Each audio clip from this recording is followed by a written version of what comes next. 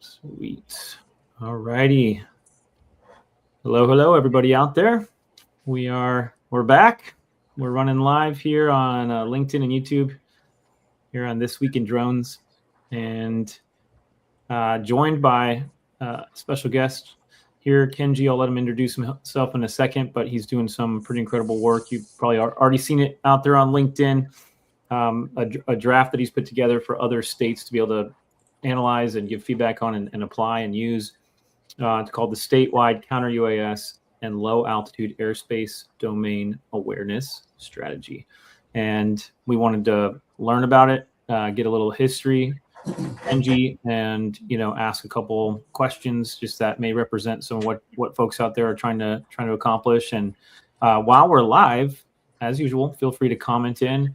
And if we see your comments pop up here, I'm happy to slide them in the conversation and see what folks here have to say about it. But otherwise, we'll go around the horn just briefly. Of course, I'm David Lewin here, your host, and I'm with Echodyne Radars. And so I'll just be wearing the hat of, sort of that layer of sensor in the conversation. But otherwise, I'll pass it to Kenji, and then I'm just like on my screen, I'll just go to Josh after that, then Max and Brandon just for introductions, and then I'll pick it up from there and pass to you, Kenji, for the main conversation after that. But yeah, go for it.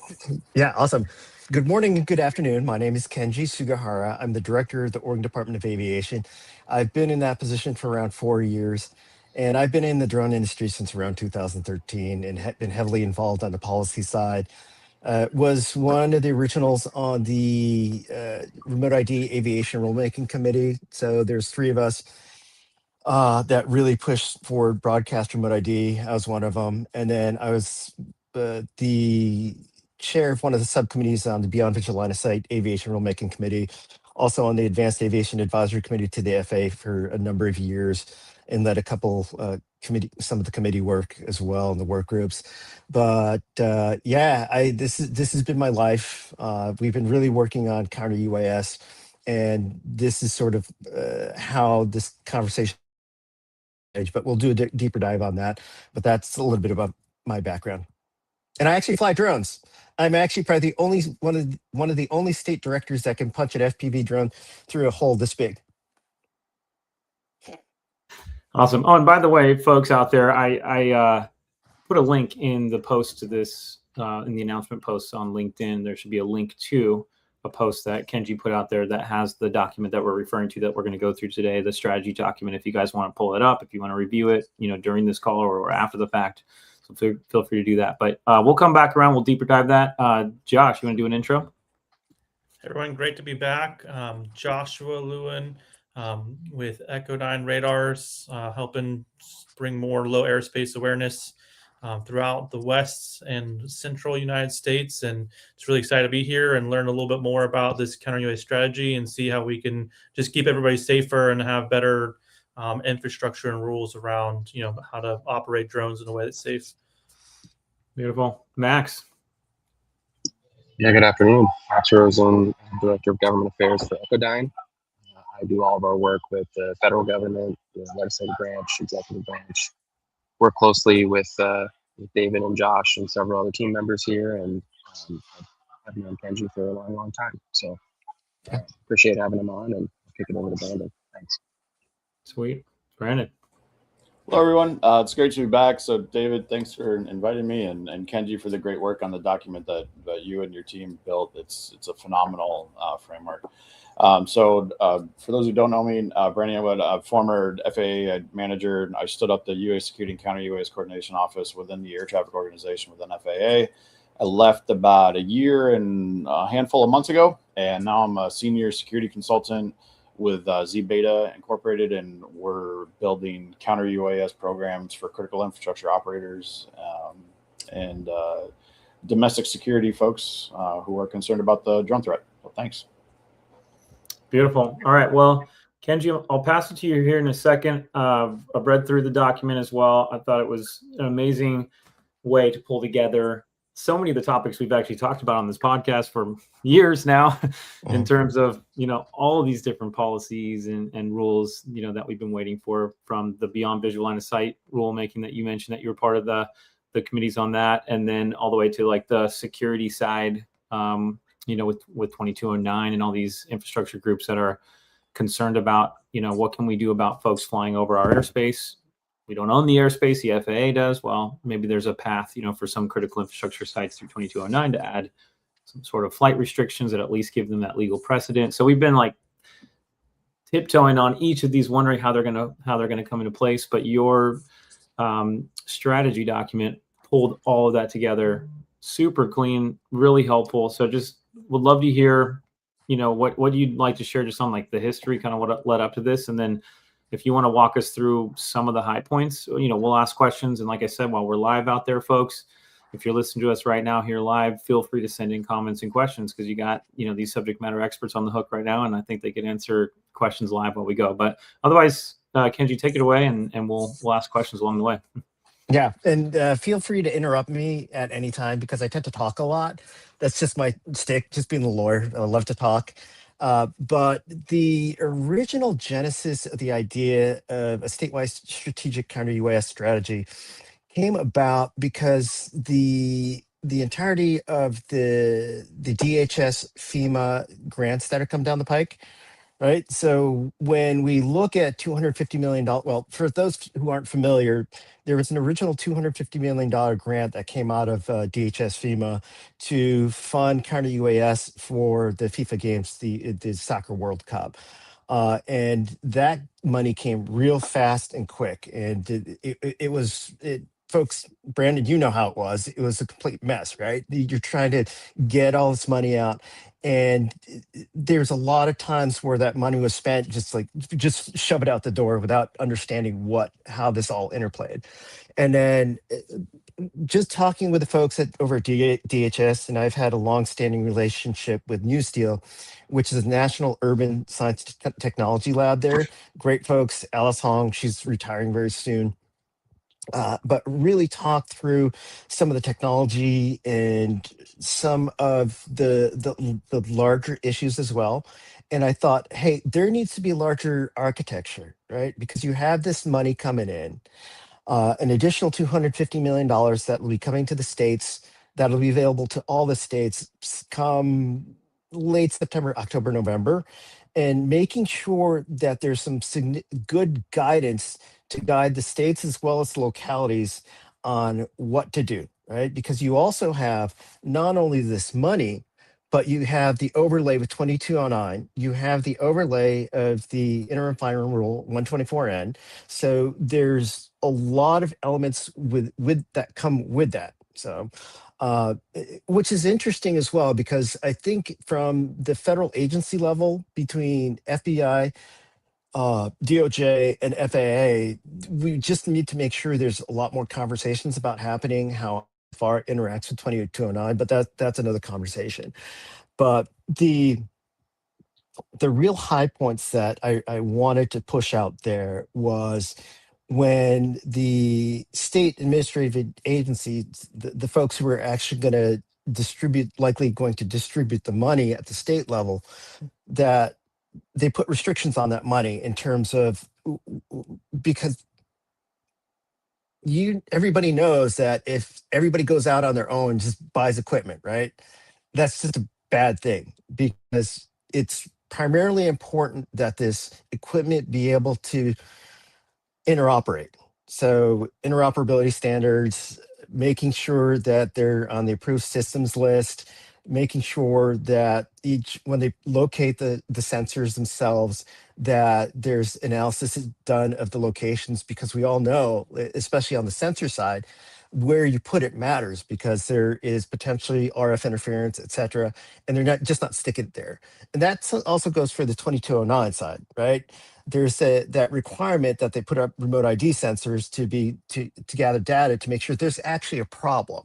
So there's the interplay of that and making sure, and I talked to the FAA on this and said, hey, is there a way on the 2209 side to get that data, feed it into a larger system as well, and require that data sharing.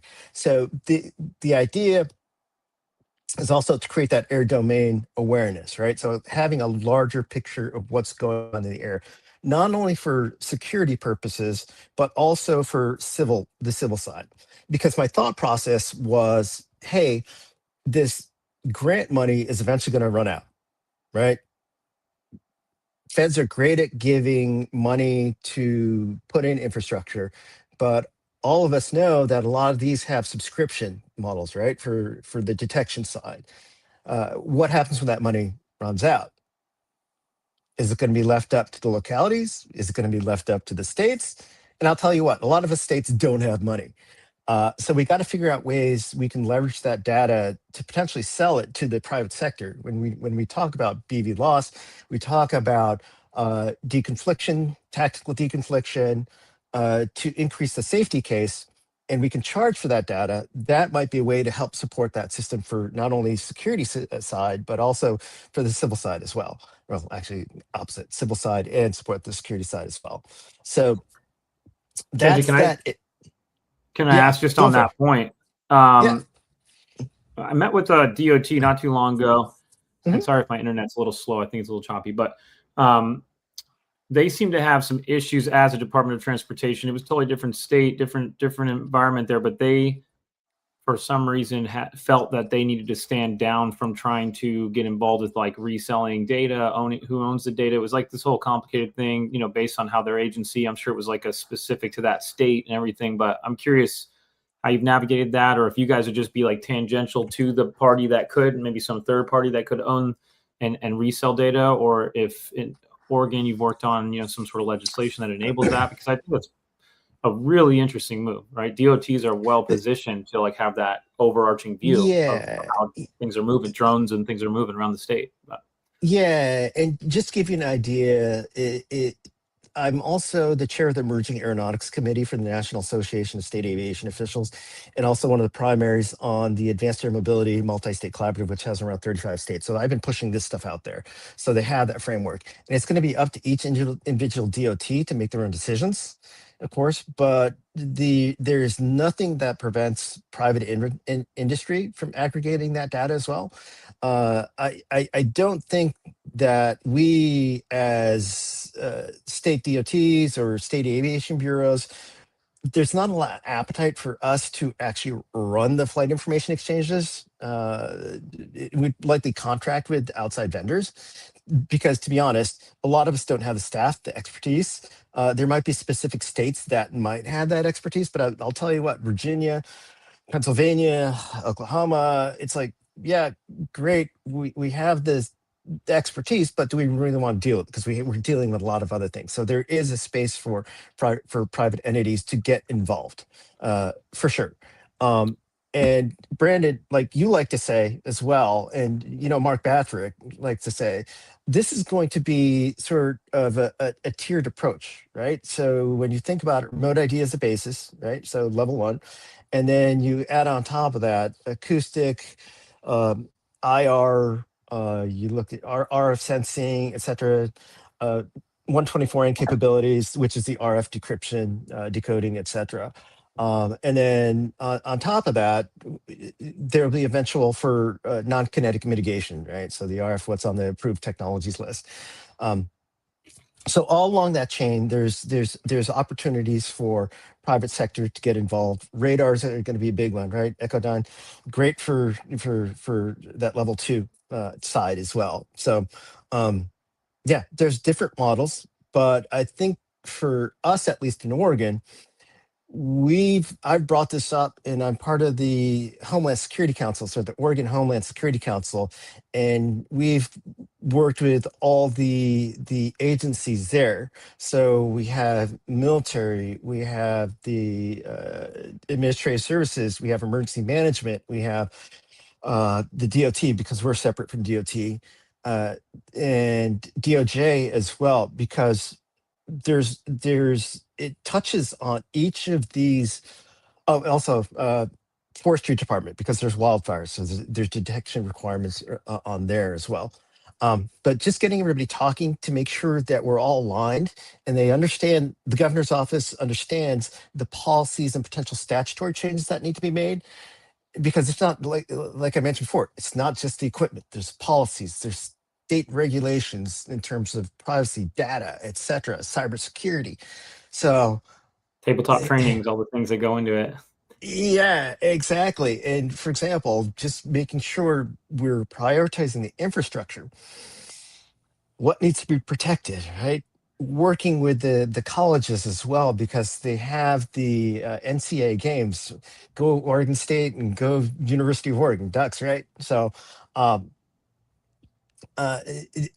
there's a lot, and just making sure that there's structure around it, because otherwise everybody's going to be doing their own thing, and that's the thing that I want to prevent.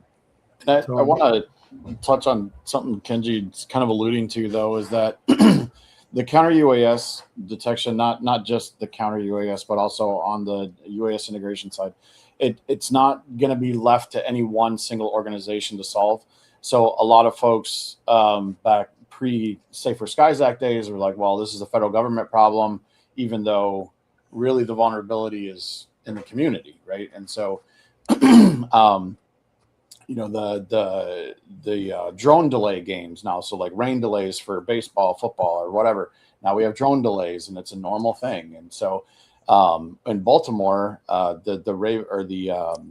believe it was the Ravens, I think, the AFC Championship game was delayed several times due to overflights of drones.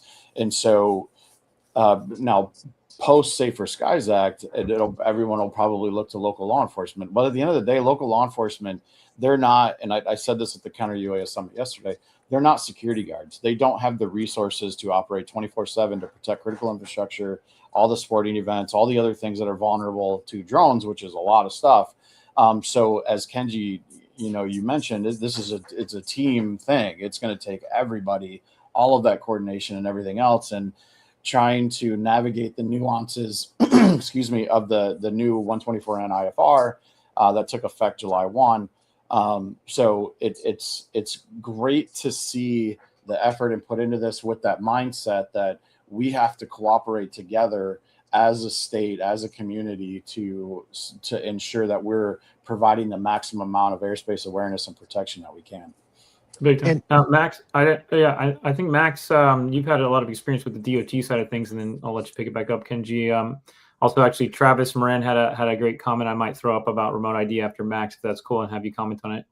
But yeah, Max, do you have any thoughts on the kind of state DOT side of things? Yeah, I wanted to pull a little bit on a thread that Kenji mentioned when it comes to funding.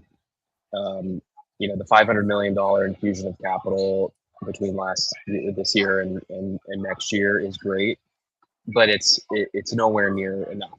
Right, there needs to be more federal funding. It's the first major infusion of capital of its kind for SLTT law enforcement agencies to purchase and use counter-UAS mitigation and detection equipment as well. Right, they've been able to buy detection equipment like our radars for a long time, but there hasn't really been a major infusion of capital for those folks to go and purchase technologies like ours and our partners. Really ever, at least on the commercial side of the house when it comes to counter-UAS. And so Kenji's absolutely right. This funding did come together really quickly. Safer Skies Act in and of itself came together very, very quickly at the very end of last year. And I think what's really important to remember is that the $250 million that was distributed for this year supported only the major, the host cities in the U.S., which are major cities, right? Those are cities who likely, absent the World Cup, may not need federal funding to go out and buy certain technologies because they have the budgets and they have the people to operate that technology. When you think about rural America, that's where I get really concerned, right? Because I read a statistic, I think it was the National Association of Law Enforcement Professionals or something like that, had these statistics on their website that 70% of the police departments in the United States are considered rural, which means that they serve communities of less than 10,000 people. And so those are the exact types of communities where if there isn't additional federal funding after the next $250 million dries up, I feel like inadvertently we could be ostracizing those rural communities who can't afford, and I'm sure there are many of those communities in Oregon, as Kenji can speak to, who won't be able to access the types of technologies that they need when they have the same mission as the larger urban metropolitan police departments, and that is to keep their communities, assets, and the airspace over those communities and assets safe.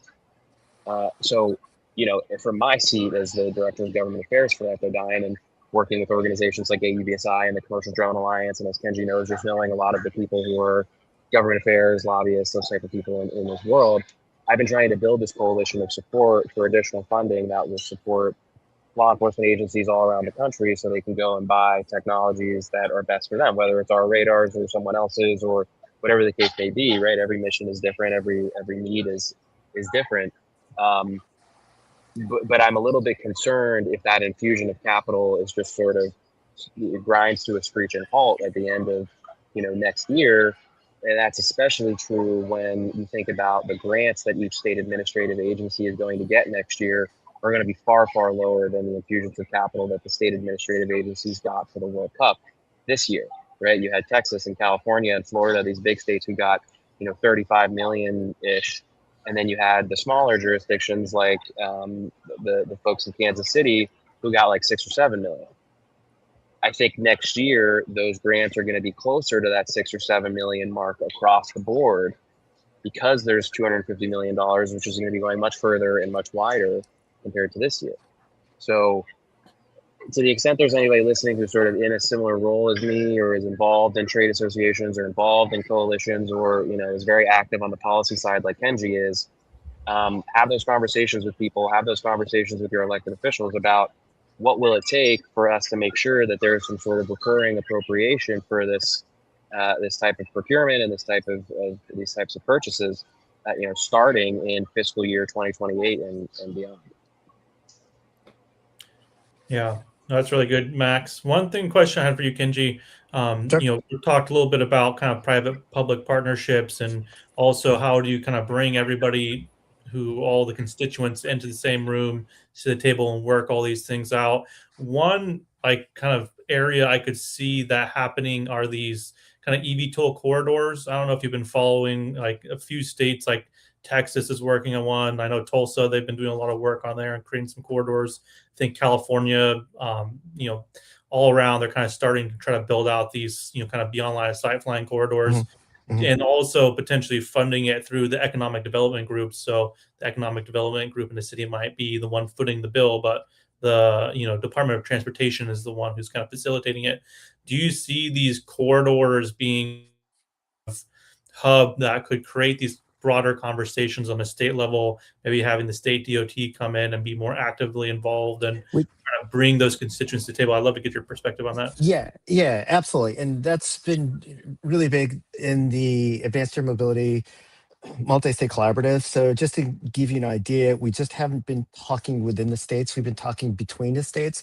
So that's why you're seeing talk about, for example, a AM corridor between Georgia and North Carolina, right? So, and then we've been talking to Washington DOT about how to set up corridors within the Pacific Northwest down to California as well. So what's great about the collaborative is there are 35 states that have gotten together to talk about, for example, some commonalities and policies, because what we know that operations don't end at state lines. So policies, thinking about infrastructure, thinking about just some of the things that we do is as states that can really drive things forward, because if you have standards, or at least each state's going to be different, but if we have similar frameworks, it's going to make it that much easier for the operators to come in and do operations between the states.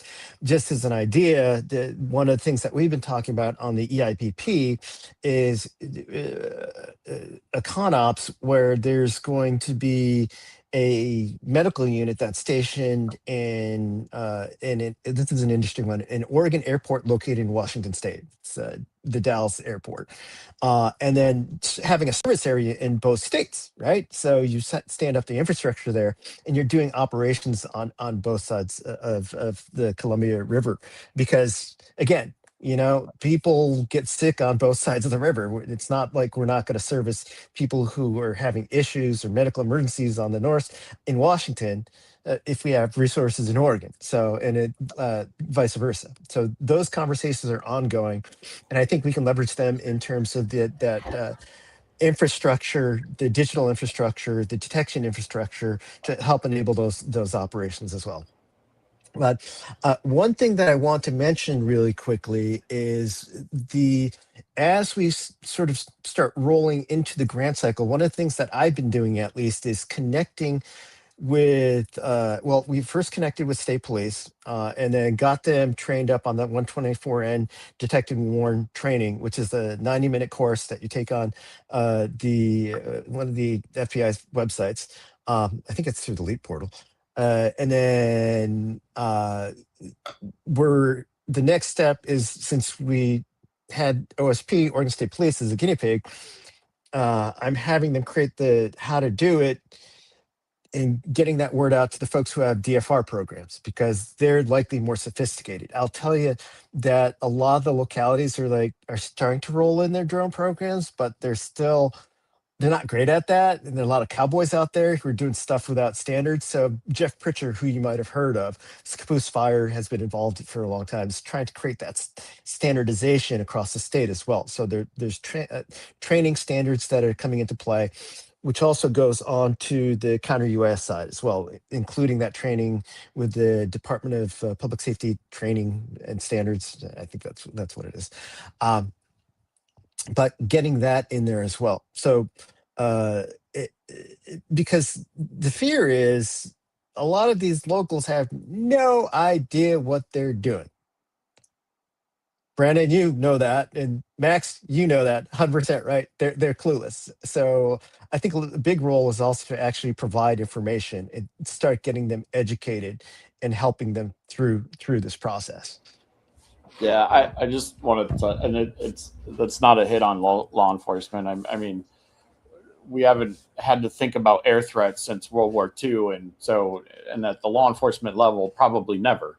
And so the fact that it's an unknown is not a fault of anybody. It's just something that's never had to be dealt with before, and so it's an emerging deal. And so the other thing is there's this nuance between federal law and state, local, tribal, territorial law, because at the end of the day, the feds own the sky and they own the criminal code that governs really counter UAS mitigation and some flavors of detection. And so that blending of the federal and state areas is it's very new.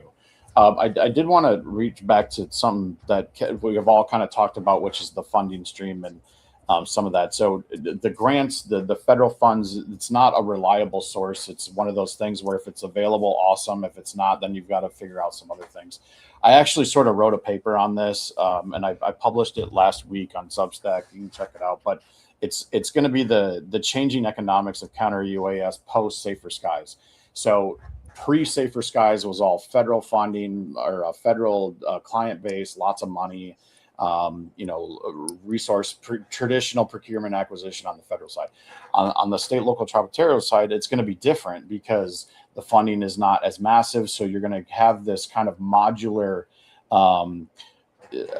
economics of the counter UAS industry sort of play out. So a hardware agnostic top layer command and control platform where you can plug and play different sensors as you are able to procure them based on funding availability. That's one of the great things about Echodyne systems, is that it plugs and plays with so many different applications, APIs, and everything else, that it's very modular type radar system that can do that. There's other systems out there as well, but I just wanted to bring that out because you don't have to answer the full counter UAS problem in one single schwack. You can pick and choose the capabilities that you bring in and build a program over time. And with that said, though, too, is the drone threat problem is a multi-jurisdictional problem. So if you're a county police department, you don't necessarily need to fund it all by yourself. Look to the surrounding counties and other law enforcement jurisdictions that are around you, because the operators at the end of the day are criminals, and they intend to use the drone as a tool. And the drone's not the actual perpetrator of the crime. There's still a person involved at the end of the day. And what they'll do, and they especially down in the Southeast, when they just did that big RICO case with the drug smuggling into prisons, is that they'll separate themselves from where they're flying the operator and the control from where the drone is purposely in different jurisdictions to create confusion of response. And so having that that coordination and that state level framework to provide that type of structure for the counties and the municipality police is incredibly helpful and useful. And it's one of the reasons why I like that. So a lot of different things here. I did want to just point out Travis's comment on data. I 100% with you. The data thing is an issue, especially in the IFR. Angie Savino and I talked daily almost about the data issues. We provided comments back to the DOJ specifically on the data and some of the legal definitions of what communication data is versus pattern data and all of these other things. And so I think, and Kenji, correct me if I'm wrong, and maybe Max, you've seen this too on some of your legislative sides, is that a lot of the states and everything don't want to deal with the data because they don't want to deal with the liability and the protection and everything else that comes along with that data storage, right? Definitely interested in some more feedback on that. But. It also depends on which agency has the data, right? If it's a law enforcement agency, the data restrictions are going to be much stricter compared to, for example, private industry who has the data. And then the question becomes who owns the data.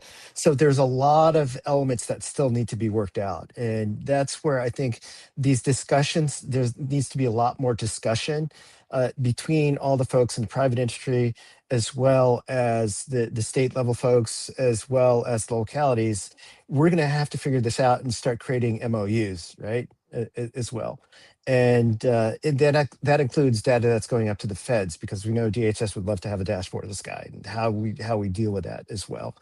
And then to your point, Brandon, in terms of the mutual aid, that's going to be absolutely critical. That's part of 124, and that's a capability that was specifically written into the Safer Skies Act. So you're spot on in that. If your agency doesn't have that expertise, make sure to lean on the folks who do, because everybody's here to support each other as well.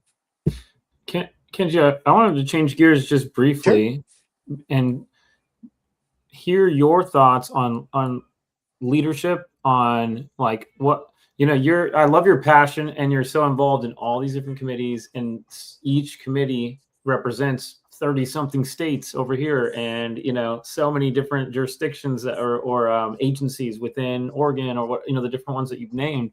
Mm-hmm. And just share with the folks out there, because I think we're going to need champions that replicate the sort of involvement, the sort of like evangelism or whatever, like cross-pollination and multi-jurisdiction, all these things. Like how did you gain an understanding of that? What gets you out of the bed in the morning to like go above and beyond, to go out and meet with all these extra people and not just like check the box on whatever you're meant to do there? I mean, like what you're doing is profound and it's really interesting. I'd love to just gain some wisdom and maybe spark some others to do something similar. I love drones, right? I've flown drones for a very long time. I flew for film and television. So my claim to fame is I was on Drake's Instagram. So if you ever watch the music video Laugh Now, Cry Later, I was on the drone team. So I enjoy it, and I get a kick out of it. And I enjoy the people that I meet, like all of you that I've known for a long time. So whenever I make an effort to get out there, right? So one of the most important things to do is show up.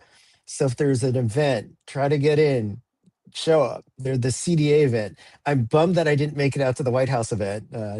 I need to give Gretchen and Lisa a hard time. It's like, why wasn't there any state and local representation? Or maybe there was, and I wasn't invited. But another example is I've known Charles Warner from Drone Responders for a very long time, and he's been a great partner in this as well, because if you take a look, he was involved heavily with the CDA on the initial FIFA grants. So there's those conversations as well, which is phenomenal. So, some of the stuff that came out in that strategy came directly from what Charles's group, drone responders, have gone through, and that's how I was able to figure out how to get my OSP sergeant trained up on the detect and warn. It's right there. So leveraging resources out there. The more connections you have, the better, because there's somebody out there that has the knowledge that you need. All right. So that's how to do it. But again, it's just my passion. I just love it. All right. Well, hey, where are you going to be next week? We talked about that backstage, but I'll just toss that out since we're speaking of networking and events. Might as well let folks know. But there's an exciting event I think a few of us will be at with commercial UAV. I'll spill the beans there. But what are you going to be doing out there, Kenji, and like how can folks connect with you? Yeah, sure. So in Vegas. I'll be in Vegas for commercial UAV, and I'll be moderating panel with Jessica Jones and Ben Supko from the FAA. Jessica Jones, pretty much the executive director, the head honcho over advanced aviation technologies, and Ben is from the hazmat side of things. So that's a misnomer. It's the security side of the FAA. So he's the top dog over there. So I'll be moderating panel on my own on Thursday. Actually, I'll be speaking on Thursday, but I'll be available to answer any questions on the statewide strategic plan, as well as airspace counter-UAS strategic plan and air domain awareness. So I'll be available, answer any questions. Yeah, and I'm always happy to answer any questions. You can ping me as well. So go figure. I love it. Yeah, and we'll be there as well. We'll have a booth set up with Echodyne, and we'd love to talk to folks. But I kind of derailed our conversation where we were deep diving the document, but I was kind of curious to kind of go back to where we were before I toss out those questions.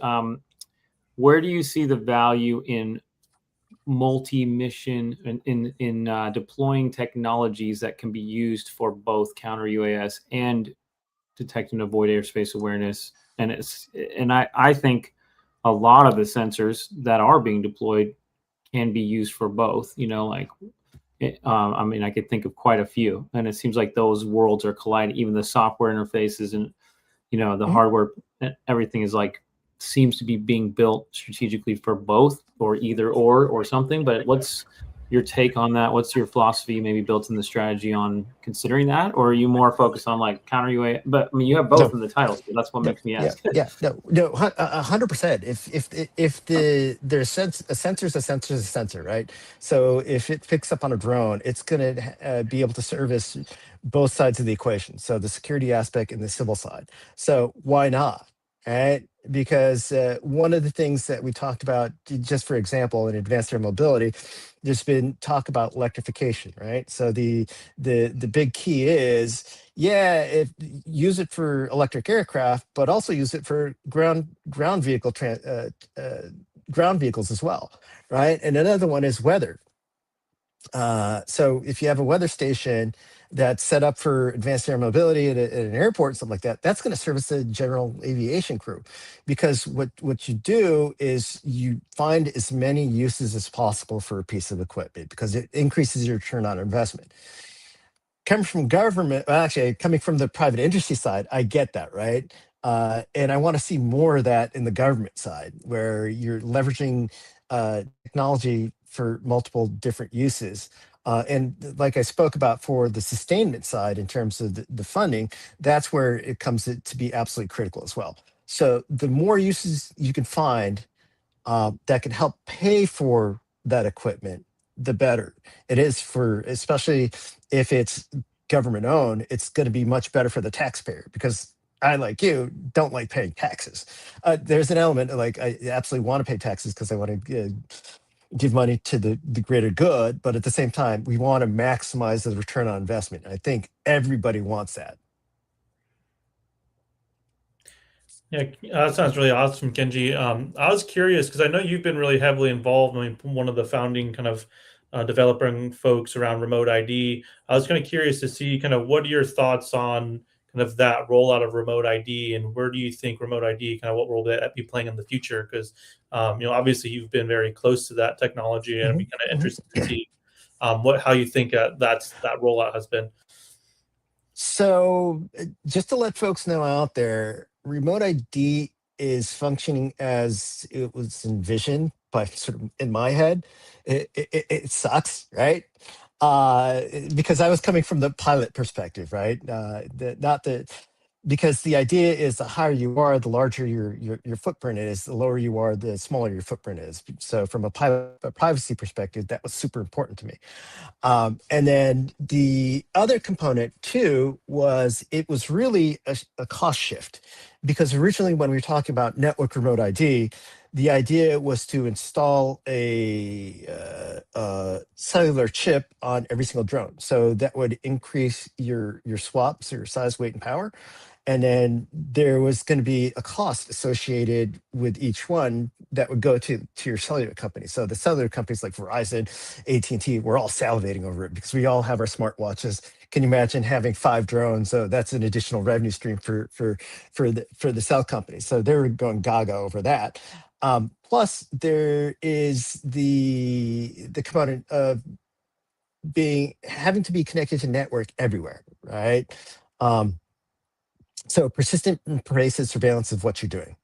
So from a Fourth Amendment perspective, I like to be private. And if I'm flying in the middle of nowhere, who gives a hoot unless there's a wildfire around? So that was part of the equation as well. But the cost shift really happened from the operator and the drone really to the folks who need to do that detection, right? And now you're starting to see the rollout of a lot of this detection technology, and there's a number of companies that do that. And right? Because that's the nature of remote ID. And that's where the other sensors come in for non-cooperatives. We've known that. And then the other piece that we have to mention as well, especially with 108 coming up, and we'll see what comes out, is the electronic conspicuity piece on sort of non-cooperative manned aircraft. So that's another component of that as well. But in terms of remote ID, I think it's part of it. It's part of the solution. And I think as there's more maturity, there is going to be a component of network remote ID as well. So that's what a lot of the drone delivery companies are pushing for, because they don't want their information broadcast everywhere, because they're concerned about delivery privacy. They don't want this person to be shown, hey, we're delivering here medical supplies, etc., or prescriptions, and they're concerned about preserving their trade secrets vis-a-vis other competitors as well. So there's that. And then there has been a program called MNAT, which was driven by Chris over at what was his last name? Christopher Nassif over at the Transportation, or DARPA, which was talking about using cell phones for electronic conspicuity for everybody. So there's a lot of potential evolutions, but I think for now, and the FAA has been pretty clear on this, it's going to be remote ID for a while. So that's a lot for that topic. So I want to ask Max and you also, and I mean, from the inside FAA experience that I had, I remember when the decision was made on the remote ID side internally, and it was it caused a schism inside of the FAA for a while. But you know, I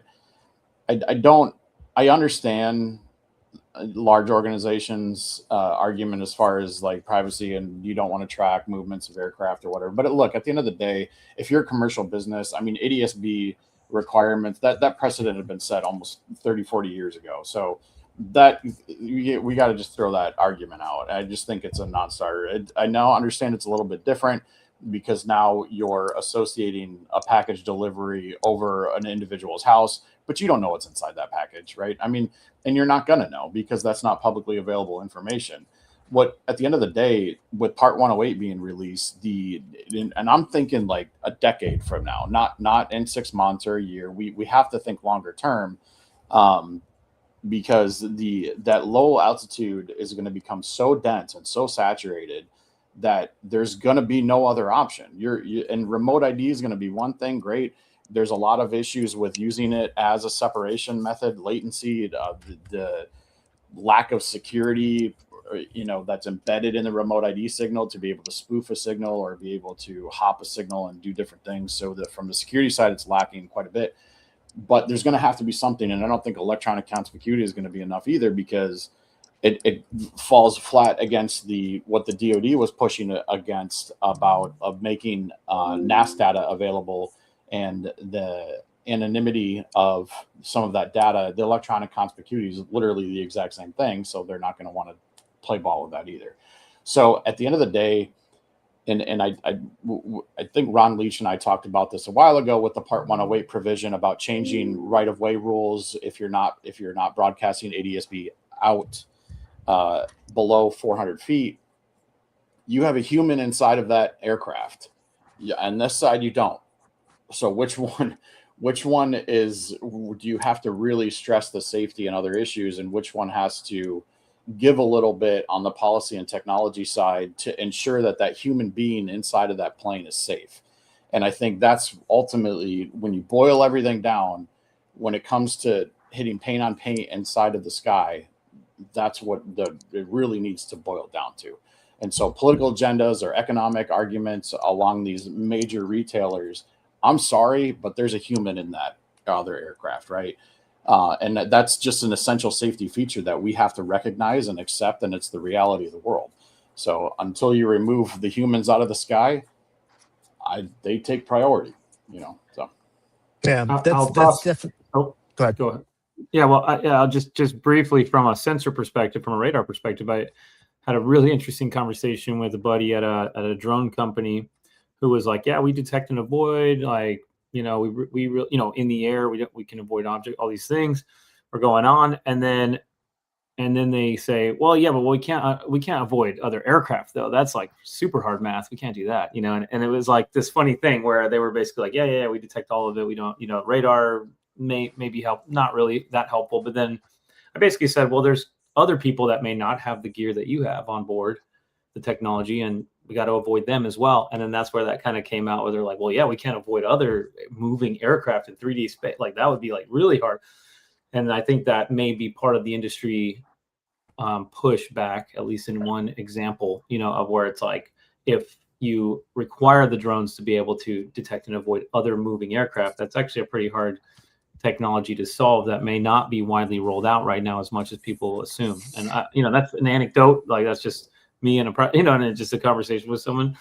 But that's where radars, of course, help, but they're not. It's not sustainable to put radars every square inch of every of every city. I acknowledge that. David, but the thing is, I don't think it needs to be, right? When you're talking about dense urban, and there's density of airspace that's a direct correlation with density on the ground. That's one of the things I really liked about Part 108 is they do take that into account, right, with the population density.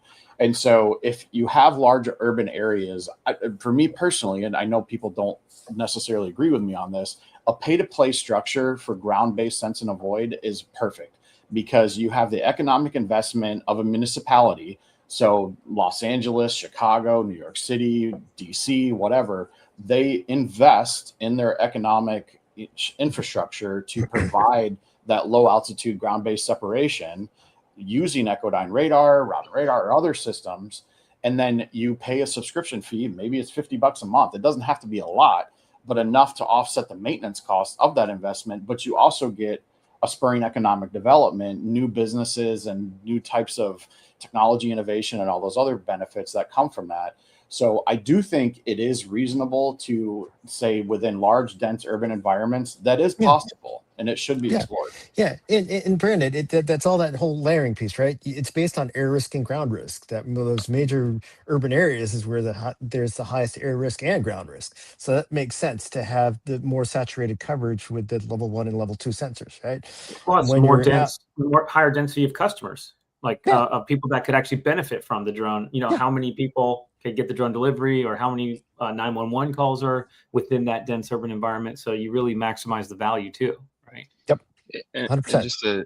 And just to sort of respond to what Brandon said, because he raised a lot of really good points. The whole idea of ADSB equipage and the rebate programs and ADSB mandates and all these different things. It has been and continues to be, to Brandon's point, a very political issue.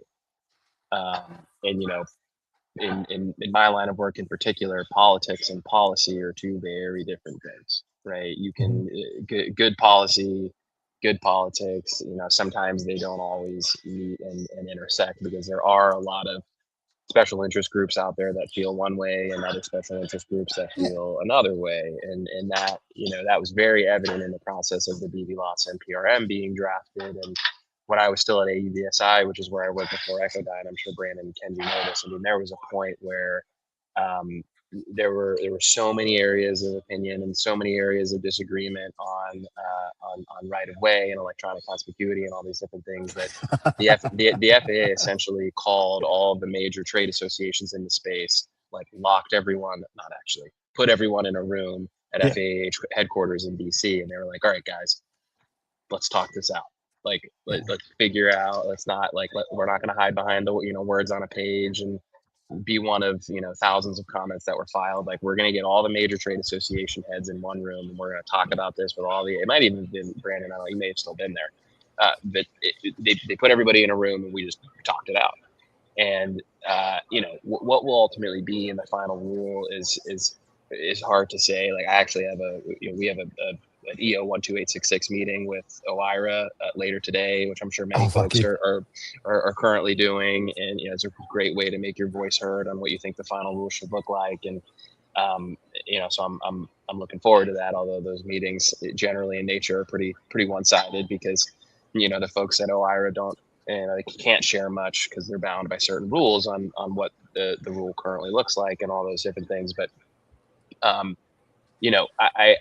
I think a burning question that I always have, and I think, Kenji, you're probably one of the best suited people I can think of to answer this is, how's all this stuff going to be paid for, right? You've got so many different things happening on the regulatory side, so much progress. You've got 2209, you've got the eVTOL integration pilot program, you've got Part 108, you've got all these things that are happening, but none of those things actually have any federal dollars tied to them, right? They are rules, they are regulations, but they don't. 2209 doesn't provide any funding. There's no congressionally mandated funding for all the different types of critical infrastructure in these 16 sectors to go out and buy certain equipment, right? There's no money for the Oregon Department of Aviation and Oregon Department of Transportation to go buy a bunch of technology to create BVLOS corridors, right?